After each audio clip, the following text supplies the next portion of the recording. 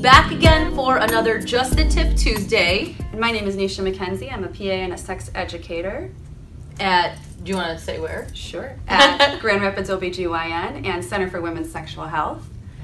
And today, so last week we talked about, in our last Just a Tip video, we talked about virginity and how it should mean what it means to you. It's not just one single definition. Right. And it kind of was perfect to take us into this week's topic, which is how to talk to your kids about sex. So such a scary topic. The idea is talk often, talk early. Mm-hmm. How early though? As early as you want. I mean, as early as we talk. When I talk to women who come into the office and are 40 or 50 and they go, I have no sex drive, we start from the beginning. Okay. And by the beginning we mean as a toddler even, because toddlers masturbate, they all do. And that erotic footprint that develops for us over the years starts when the first time as a toddler you masturbate and your mom goes, ah!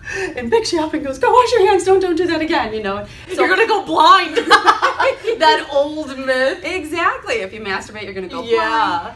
And just that one little thing, and these are well-meaning parents that are doing this, because they're right, they don't want them doing this in the grocery store or at church, or that starts to create the whole negative, you know, my genitalia are bad, they're dirty, I'm not allowed to talk about them. Even naming the genitalia, that's part of creating a cloud of secrecy over the genitalia. I mean, we should be able to say to people, eyes, ears, nose, fingers, clitoris, toes. Like, it should just be, it's like an elbow, it's a vagina, it's a body part. It's not, I mean, it's a little cooler than an elbow, but head, shoulders, knees, and toes. They just gotta add the vagina. Shoulders, clit, and toes. I'll start singing that with kids. But no, don't do that in preschool. Probably not. But when we have awkwardness about saying these words, kids pick up on this. So what I tell my kids is other people have the right to not see you do it. There are things that you have the right to do. It's your body.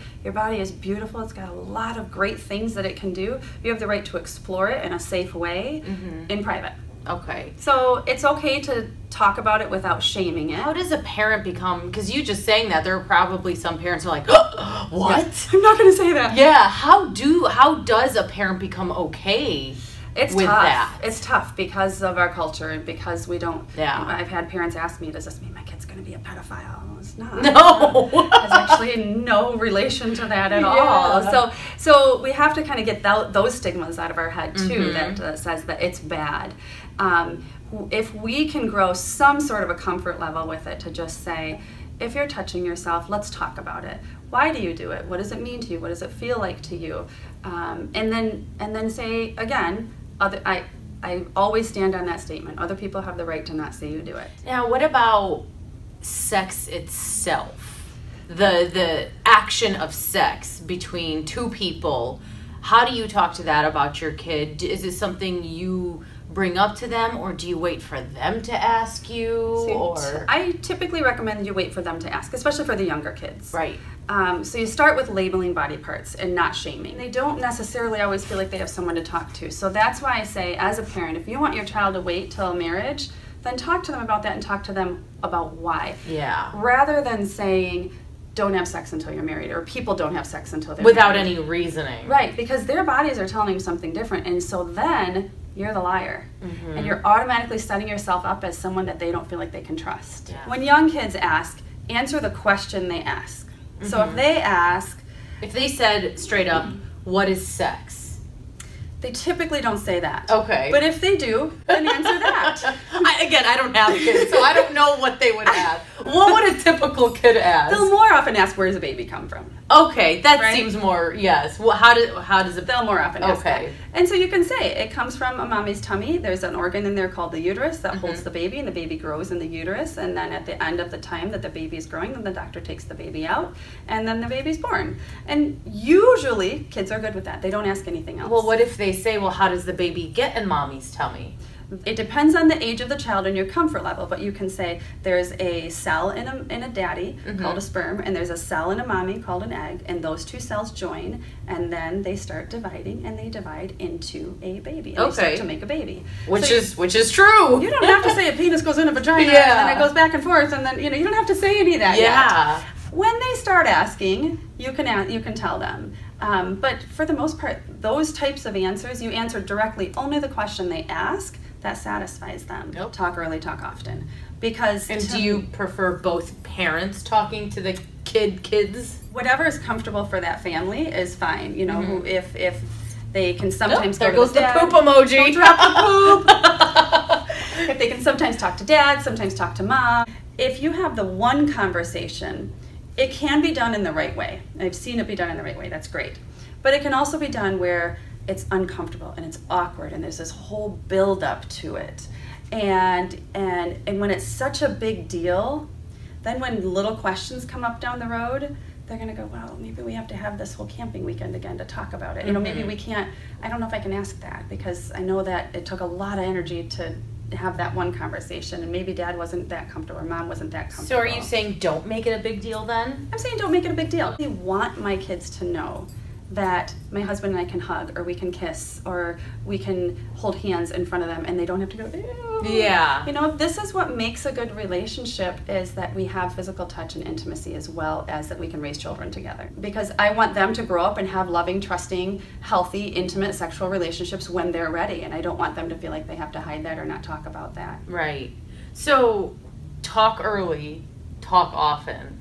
And I feel like when you do that, your kids will be more inclined to come to you with other things, not just when it comes to sex, with everything else, because I feel like you have opened the door for them to, you show them that you can come to me, you can trust me. Right, because they're going to get the feel that talking about sex is taboo at school, because middle school boys. I hated middle school. I'm going to tell you I have one, and bless his heart, but middle school boys, all they like to talk about is penises and poop. It's so true. And it's on the bus. It'll never change. It won't. I think my son was 10 when he came home, and my 6-year-old daughter said, "Mom, can I have this tea bag?" And he went, hee hee hee. And I was like, wait just a minute.